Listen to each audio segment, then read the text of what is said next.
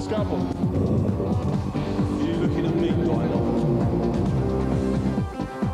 We're losing adrenaline now. You'll never amount to anything, Pirate. Everybody clear. You scum. We've lost him.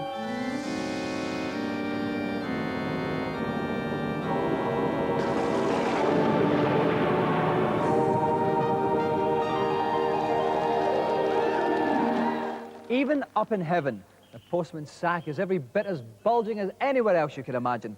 And we've got two particularly fine letters this week. One from Andrew Thompson from Islington, who says, "Dear Dominic, I completed Donkey Kong Country on my second attempt. Is this a record?" Well, no, Andrew. The second coming by the Stone Roses is a record. This is merely an above-average games playing feat. Second letter is from David Wells up in Glasgow. "Dear Dominic, I bought a new Sony PlayStation, but it doesn't work. When I switch it on, instead of playing fantastic 32-bit software, it simply starts to smell and moan about life not being as good as the old days." See, what you've done there, David, you've actually bought an old-age pensioner by mistake. Not to worry, if you take it back to the shop, I'm sure they'll exchange it, as long as you have that all-important receipt. All right, mate? Coming up on today's show, Phil Babb and Graeme in the second round of our footy tournament. But first, we have matters more intellectual in our event, which we like to call Three's a Crowd.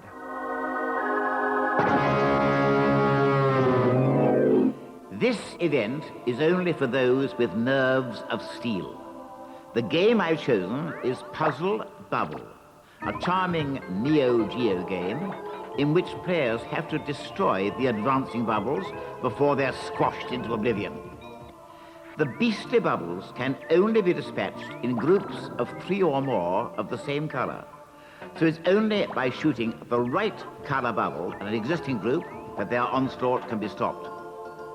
To make matters even worse, I decided to inflict 3 simultaneous games on our hapless contestant. Only by ridding all 3 screens of their bubbles before they make contact with the ground will they earn the Golden Joystick. It's one of my toughest challenges ever. Good luck. And here to attempt what is probably the trickiest challenge we've ever had on this piece of quality television, please welcome bloke with top name, Damon Champ.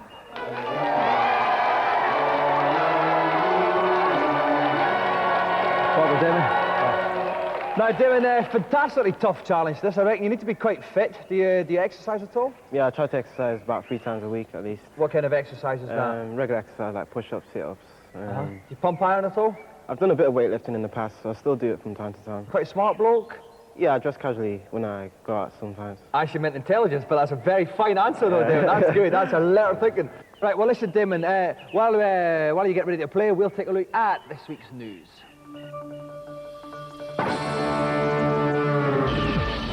Blokes and ladies who wear Star Trek t-shirts are beside themselves with joy this week as the Sci-Fi cable channel comes on air. Devoted entirely to science fiction and fantasy, the channel offers films, TV shows, factual programmes and cartoons. Their modern state-of-the-art movies as well as some vintage black and white material, proving you don't need multi-million-pound special effects to make something which saddos will attend conventions about 400 years from now wearing open-toed sandals.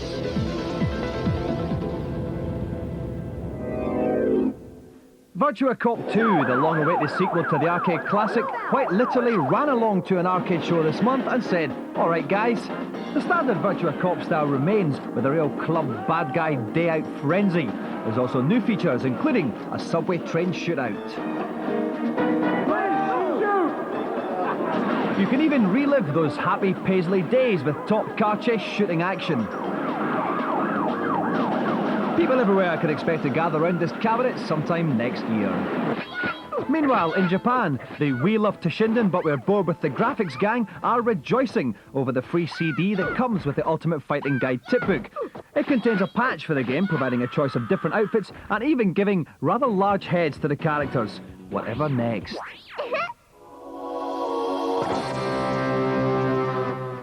Top tough challenge type situation then. Damon Champ has got to clear 3 screens of Puzzle Bobble. Normally that wouldn't be a problem for him, but he has to play these 3 all at the same time. Best of luck, Damon. Off you go. So off goes Damon onto screen 1. Now you can see he's firing the different coloured balls there. He's got to get 3 of them basically to match. There's 3 yellows there. He's got them to spin. He's going to go for now 3 greens. That was good. And also the ones below the ones that disappear, they will fall down as well. Onto screen 2. That's 3 blues just gone. Left that a little bit messy. Onto screen number 3. He's firing the blues. You can of course fire off the walls. That was a fantastic middle column of reds he got rid of there. Left a couple of yellows there. Now that's starting to shake screen 1. Now that means it's just about to fall down a level. They will all start to fall down when they get to the bottom and his challenge is over. Completely kaput. Didn't get a good run of colours there on screen 1. On to screen 2. Fired it now, he's got a green now. One more green would be useful, but he's got a yellow, he's got a blue now. Oh, he's not having the run of the colours here, but that's the greens and that's some reds. Fantastic bit of incisive play from Damon there. On to screen 3. He's got a blue, that's 2 blues and no one green. There's no greens handy. Here's a 3rd green though, that will help a bit. Another yellow, that's 3 more yellows gone, but look at screen 1's getting a bit dodgy though. He's getting a hurry up sign. He's only got 5 seconds, otherwise the ball will fire automatically as well. This only adds to his troubles. It's not bad, bit of tidying up there done on game 1. On to game 2. This is looking a bit more promising. I thought once again the colours are going against him. Screen, oh no, look at screen 3, David, he's having a lot of problems there. That's getting very low indeed. He rushes to it. I said, oh, 4 reds, and that's going to help him out. 3 blues, 3 yellows. Fantastic play from Damon. Oh, back onto screen 1, just in the nick of time there once again. He's got 3 greens together there. 2 reds, now 3 greens together. Now let's fire that yellow. This is good play from Damon, doing unbelievably well. On to game 2. 3 greens together, that's a red. Unlucky there. Oh, the screen's gone down again as well, but he's got those 3 middle blues. That should be okay for a little while. Back onto screen 3 now. Again, the colour's not quite coming for him. There's a yellow. He's got 3 yellows, but the sides are looking iffy on 3. Back to 1. 1 is probably the calmest screen he's got. He may afford to leave this for a little while after the screen has come down. He wants to get rid of those yellows on the right-hand side if he can. Those reds, beg your pardon, on the right. On to screen 2 now. He's cleared that bunch of yellows, cleared that bunch of blues. I'd watch screen... Oh, no, he's got screen 1 and screen 3, both looking dodgy just now. He wants another red on screen 1. The red isn't coming, no, it's a yellow. And the green, he wants the red quickly. In that right-hand side, he's got to get the red, and meanwhile, I'd leave screen 2, I'd go on to screen 3, Damon, because screen 3's looking iffy. Screen 1's looking not too bad, actually, but you're getting a hurry-up warning. It's going to fire the ball on screen 1. He zips back to screen 1. It's getting lower and lower. Screen 2's not looking too bad. Screen 3's getting quite low as well. But he needs to clear some balls off at screen 1 first. He needs some greens. That'll help a lot. He needs a red as well. He needs a couple of reds. Oh no, screen 1's getting low. And so is screen 3 as well. He's desperately battling against time. He's back on the 3. It's unbelievable how he's kept going this long. Screen 1's looking bad. Screen 2's not quite so bad. He can leave that for a while, but screen 1 is looking very rough indeed. He's going to fall below the line if he's not careful. He wants a couple of blues now. I can't see how he's going to do it. No, he's gone black. A valiant effort there, but Damon, he's unfortunately not done the challenge. Damon, oh, okay. I was going to get my breath back for a second there, Damon. You lasted fantastically long there. There was a couple of times it was getting very, very dodgy. Talk us through some of the moist moments for you. Yeah, I know I lost a bit of time on screen 1 as the balls were adding up, and that made it more difficult for me to get rid of the balls. So I was just concentrating on 2 and 3 when I should have been concentrating on 1. That was where you went wrong, you reckon? Yeah. Are you as bathed in sweat as I am? Definitely, yeah. It's a tough challenge. Yeah. Well, you can at least take your sweat home with you, and unfortunately you can't do the same with a Golden Joystick, as brilliant as you played, because Damon, you haven't ended successfully, but thank you very much for coming on anyway. Ladies and gentlemen, Damon Champ. So after gorging ourselves on that fine televisual feast, let's clean our palates now with a piquant review sorbet. Keep your rhythm. Fair enough, mate. First up, the best boxing game since my last fight. Victory Boxing on the Saturn. Boxing games traditionally are pretty naff, but Victory Boxing on the Saturn, however, is the Virtua Fighter of boxing games. It's boxing crossed with a beat-em-up. You can customise your pugilist in height, in weight, in the way he fights. There are 5 different styles of fighting, and as you progress through the championships, so your trainer teaches you new special moves. It's great, okay, you can get different camera angles, and you can see the fighter's full length, which is also a bonus. But the action in this one is just a little bit slow and clumsy, and it lacks realism for me. I disagree with Dave, actually. I think that sometimes fighting games are a little too fast. With the strategy element, you can actually think about the moves that you're going to take. I actually really like Victory Boxing. It is the thinking man's fighting game. Down and out. What a pro. Look at that. Here's the pro. The crowd is going wild. What a Next up, the best first-person perspective shoot 'em beat 'em up since my last fight. Hexen Heretic 2 on the PC.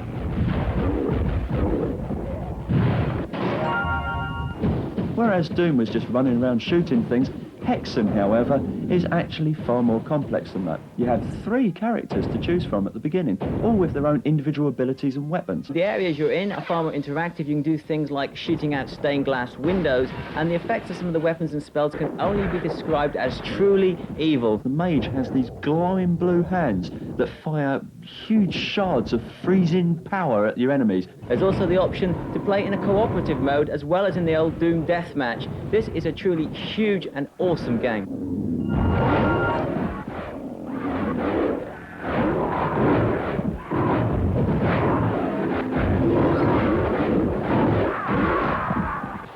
And finally, the best baseball game since my last fight. World Series Baseball on the Saturn. It's off the wall. Now batting. Actual teams, actual stadiums, actual players, and actually, this isn't bad. World Series Baseball on the Saturn is one of the most realistic baseball games I've ever played. On the field of play, every single player has their own individual attributes and statistics. And when you tonk that ball for a home run, there's nothing more satisfying, even winning the lottery. If anybody has sat through a real baseball game, they'll know how long it lasts. It goes on for hours and there's hardly any score. And that could be the problem with World Series Baseball. It's a little bit too realistic. Perhaps they should have put a little bit more fantasy in there, a little bit more action, just to keep the unappreciative British audiences interested. One runner on base. That ball has a chance. Oh, my! A 2-run shot to left center. Oh, I'm a bit cream crackered. We're just working out here, not for gratuitous visual thrills. We're just so excited about the second round of the GamesMaster Football Tournament coming up after the break.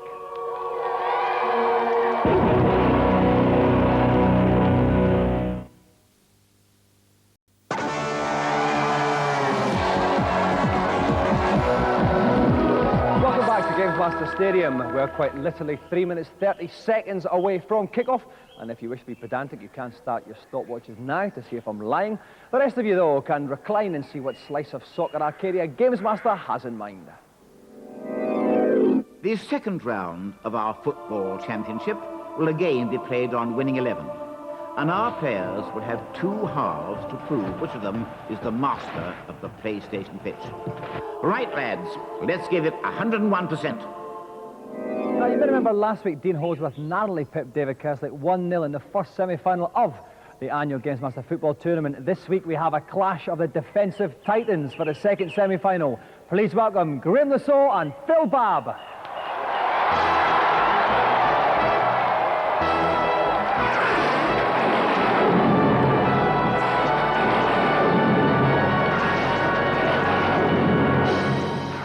Welcome to the show, Graeme. Thank you. Welcome, Phil. Okay, right, Graeme, there has been a lot of atrocious haircuts in the Premiership so far this season. What's been your particular worst? The bleached ones. You don't like sort of Robbie Fowler's, Gaz's and that? No names, but... No, you haven't been tempted yourself to go for a lighter look? No, I just leave my hair do its own thing. Not even run a comb through it? No. Either. No I don't have enough to run a comb through it, has to be said. Right, Phil, now we actually bumped into each other, right, a while back, and you did say to me you were the greatest video games player currently playing football. Are you still sticking by that? I'll have a good bash at it. Because you said, get me on the show, I am fantastic. Oh, well, so you have to be good, right? You have to be good. Do you reckon you can take Graeme then? I'd like to think so. And what style of play will we be having from you? Dynamic. Okay, I'm contractually obliged at this point, gentlemen, to ask you to follow me up to the challenge area in preparation for play. Come and have a go if you think you're hard enough. PC Reviews ball boy Rik Henderson is joining me again for the second semi-final. Rik, who are you going to go for? Oh, as a lifelong Reds fan, Liverpool that is, not the Scummers, it's got to be Phil. Phil's got to win this one as far as I'm concerned, but if Graeme indeed attacks it the same way as he attacks his left-back slot for England, with the same tenacity, it would be an interesting contest, I think. Thank you very much, Rik. That was almost eloquent as well. It was. Okay, best of luck, boys. English. Let's go to kick-off. Okay, Phil Babb is playing in the orange. The team is called Spulse, playing from left to right. And Graeme is playing in the blue, from right to left. His team is called Jubilo. If you remember last week, we saw a very random game there. Oh, there's a goal straight away! Phil's got straight away. Quick goal! It's a lovely ball in, the goalkeeper's struggling. And then the guy follows up and slams it in the back of the net. Okay, Graeme with a lot of work to do. Yeah, Graham's actually got to push it up front. Best thing to do there is actually to pass it around your players. Try and get the ball moving. You're not going to get any positional play with just trying to run through the other players. And that's another speculative ball there, played into a lot of space. Oh, lovely little backheeled clearance there from Mr. Babb, and he's coming up, that's a crunching tackle from the Saux. He was coming from left back then, I think you'll find. Certainly was, right. Babb on the attack, comes up to the outside of the box. Are we going to see a shot? Oh, here he goes again! Oh, straight into the top. Right to the keeper's outstretched hands. 2-0 to the Babster. And here's the replay again. We see him coming to the edge of the box and he just lets rip there. Get in there. That was superb. Eat my goal. Okay, now listen, how is Graeme Le Saux going to come back from this, Rik? He's got to get that ball moving around. I mean, Phil's just walking past his players. Try not to rely on the defenders so much, I think, is the idea there, because they're not stopping anything. Okay, once more, it's Phil Babb on the attack. Oh no, but it's like another great tackle from the defence. Yeah, it's a long ball up. Phil's defence is rock solid. Now that's a speculative ball if ever I've seen one. But I think Phil's going to be the first player to get to the edge, and the keeper's not gone for it. A rare lapse in Phil's striking abilities. That was very, what you might call an opportunity missed. It certainly was, right. Again, it's Phil Babb, skips over the first tackle. Oh, skips over the second. Oh, it's another one. It's a rabbit. Yes, surely is. And here's the replay again. Just look at this. Oh, a little skip. And in. And another one. 3-0. It's looking like curtains. Coming to the end of the first half there. Maybe Graeme can snatch one back, but it's Phil still on the ball. Now he's keeping possession very well, Rik. He's just skipping over every chance. Oh, apart from that one. That's it. They've cleared it. One final effort before the whistle blows. Maybe. No, that's it. It's half time. And the score at the moment, Phil Babb 3, Graeme Le Saux 0. Okay, let's kick off the second half and rejoin the action. Now the players are swapped round. The Graeme still in the blue, playing from left to right now, and he's dribbling it up from defence. Not wise, but it's working. That's a dangerous ball there, but the defence cuts it out. Maybe that's a way that Graeme can get back in the match. You can see that Phil's midfield is definitely not strong. That's true, but his centre-back pairing are not missing a trick. Oh, that was a terrible foul, but the referee's chosen to miss it. Referees are very lenient in this game. They won't give a card for anything. And that was a fine shot there from Graeme Le Saux, but I don't think anything's going to get past the Babb's goalkeeper today. No, I think Graham's going to be speculatively peppering that goal with as many shots as possible, but none of them will go in now. Phil Babb quite content to sit back, soak up the pressure, hit him on the counter-attack. As he's doing that, this is a fantastic, amazing run. What a run. He's in the box. It's another great goal. That was very Stan Collymore. It certainly was. Here he comes. We see it again. Talk us through this, Rik. Well, we joined it a bit too late. He went round about 3 or 4 players and just chunked it straight Still had the energy left to let that rocket rip. 4-0 now, and I think Graeme Le Saux's playing for pride now. Yeah, I think he must be. He just wants a goal here. He just wants a goal to gain a little bit of respect from his teammates. What can he pull out here? There's not a great deal of time left. He's going route 1. He's going to go straight down the park. Maybe he's going to try another mazy little run. It could be in that 8 seconds left. A rather feeble effort there. Yeah, he should have tried for the near post there. Okay, a week throughout. There's only a matter of seconds. 3 seconds, 2 seconds, 1 second left. This could be Graeme's final chance. We're into injury time now. The goalkeeper's going to be in no hurry to kick this out. Oh, he's just holding on to it. Kicks it far into the Le Saux half. Now, could it be no, for Phil, another maybe goal he'll get Phil one Babb? more just at the end. Oh, he's round one, round another. No! Oh, save. Over the bar as the referee blows his whistle, with the final score being Phil Babb 4, Graeme Le Saux 0. Well, Phil. Well, Graeme.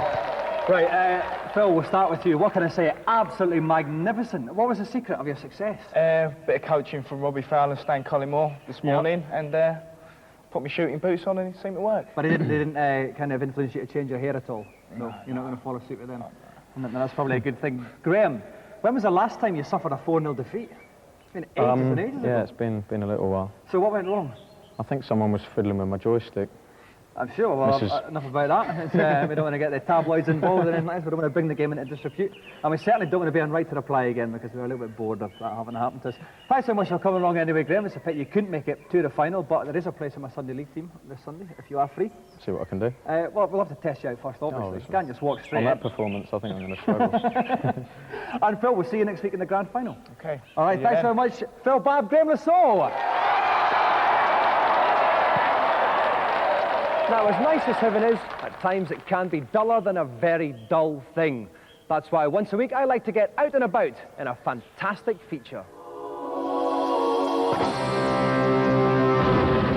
The Waterworld show, which opened last week in Universal Studios California, is the most complex live action show ever, with tourists quite literally watching it by the busload.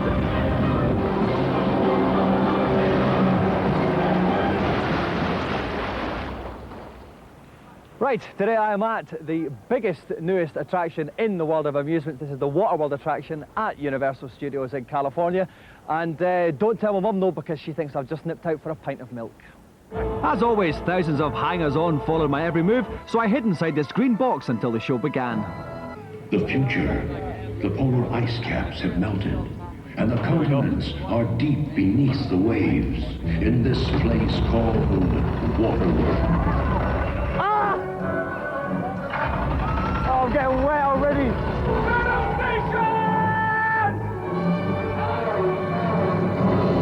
The show features Hero Bloke Mariner having a set-to with Bad Bloke Deacon, accompanied by spectacular action sequences that make Home and Away look like a bad Australian soap.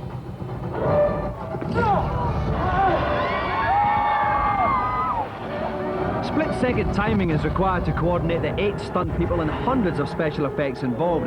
It's all controlled by computers, of course, and I went off to find project manager man Norm to see how it's done. Right, I'm in the actual Waterworld control room with Norm, project manager. Norm, tell us a bit about some of the equipment that you're using for the ride. Well, what we have right here is our main operator control console, and this is our main show computer that evaluates all of the safety systems and sensors that we use to run the show.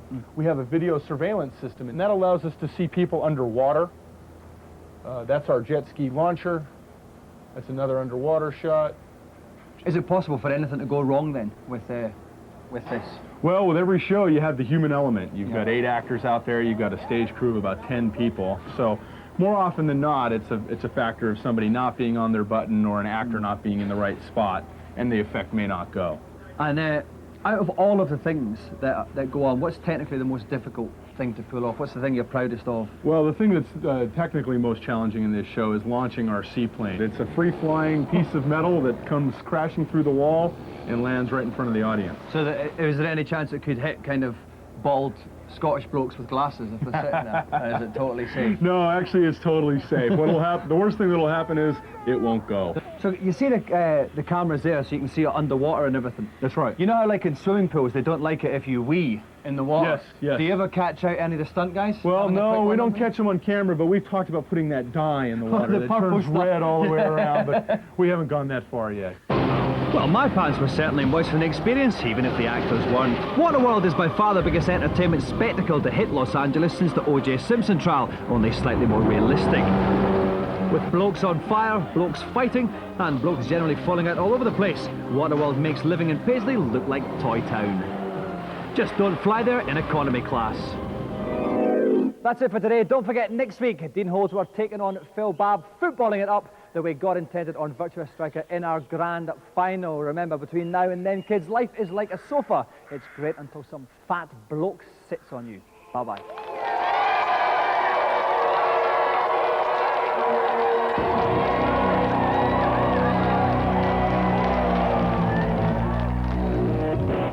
I hate this place.